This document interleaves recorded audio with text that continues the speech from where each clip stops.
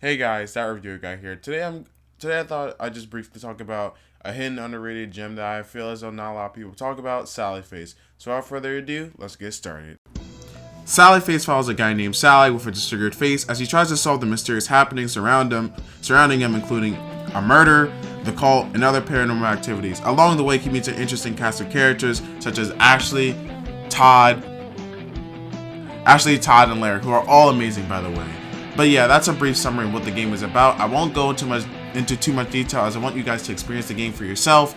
But yeah, that's just a brief summary of what Sally Face is about. Now, what I think sets Sally Face apart from every other game in the horror genre is the fact that it has a good balance between the characters and the horror elements. What I mean by that is the game isn't solely focused on the horror as much as other games are, like Phasmatoma, Friday Nights at Freddy's, and Little Nightmares, which are all great games, by the way. But I think what sets Sally Face apart is that it has a good balance between characters and story and actual horror elements. Again, I think what I mean by that is basically the fact that Sally Face involves real life elements. What I mean by that is it has real life themes of characters moving on, growing older, and moving on with their lives. Again, literally in the game, it has a character get together with another character, have a kid together. It has a good balance of incorporating real life elements in a world filled with horror. Again, the world has horror elements in it, but it doesn't stray away from the real life situations these characters are in. Just because they face paranormal activity doesn't mean they can't have real life problems.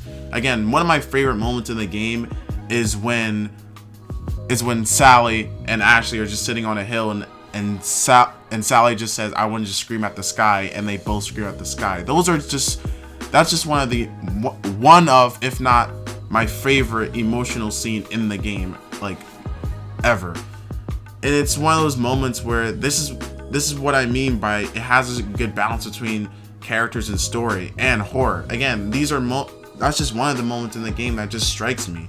Again, another great moment is when Sally hugs Larry after Larry has to come to terms that his dad might have possibly left, even if he was happy. Although we find out later that's not true. Larry has to come to terms that might have happened. His dad might have just left, even though he didn't seem like he was sad. Because in real life, people will pretend to be happy, even though they might not be on the inside. Even though they seem happy and enjoying their life, on the inside, it could be destroyed.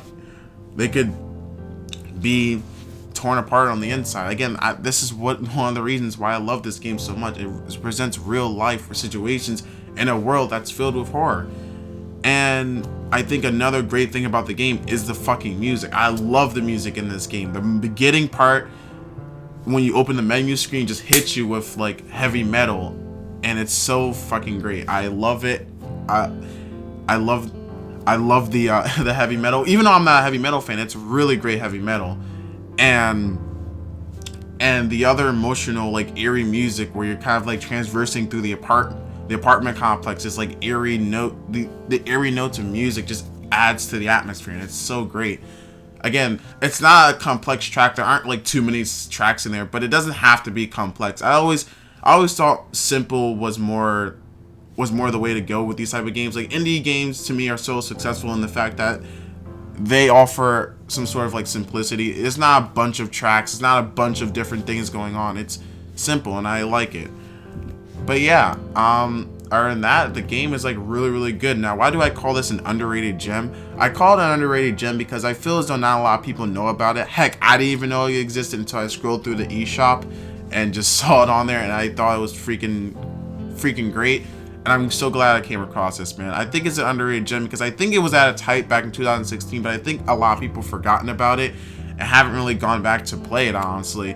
I mean, games like Mother 3, New Super Mario Bros., A Link to the Past, all these games, while are really, really old, people go back to play them because they have nostalgia for them.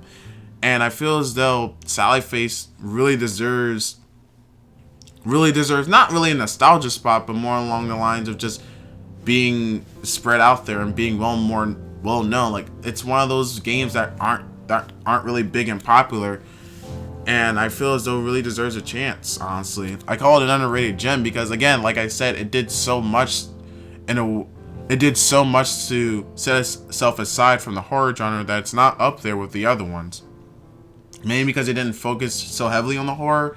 But even then, I still think it's a great game because it didn't focus so heavily on the horror. Other games try to strive away from the character. Other horror games try to strive away from the characters to focus solely on the horror, and that has sold well over the past couple of years. But I think Sallyface offers something new, something great that not a lot of other horror games did. Again, some came close. I feel as though Corpse Party did an alright job at it, but it didn't have an interesting cast of characters that I could attach myself to. It just felt like pointless horror in my opinion. Again, it's still a good game, but I still feel as though it just didn't offer as much in terms of like characters I could feel as though I could root for in that game.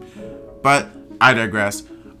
One last point I want to make before I wrap this video up. I don't want to make it too long for you guys, but one more point I want to make is the artwork in this game is absolutely amazing. One of the scenes I feel as though I could easily bring up off the top of my head is the one where Sally dreams about Charles. Again, Charlie, I won't spoil anything, but the scene where it's kind of unzips and it shows like a demon is just so scary. Again, the artwork in this game is amazing. It has the way they play with different art styles toward the end is amazing. I always loved it when games or TV shows or whatever towards the end or even during production of like the TV show or whatever plays with different art styles. I love different art styles, and it's always a good idea to play with different types of art styles, honestly. But anyway, that's all I really have to say.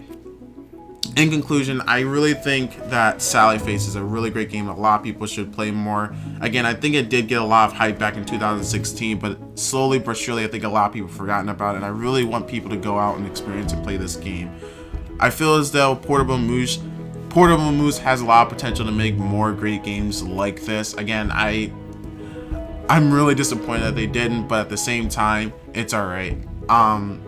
It's one of these games that's just so amazing, and I feel as though a lot more people should experience, honestly. Again, that's all I have to say. Thank you all so much for watching and being patient with this type of video. Again, this took me a minute to make, so I really appreciate it if you guys could like and subscribe.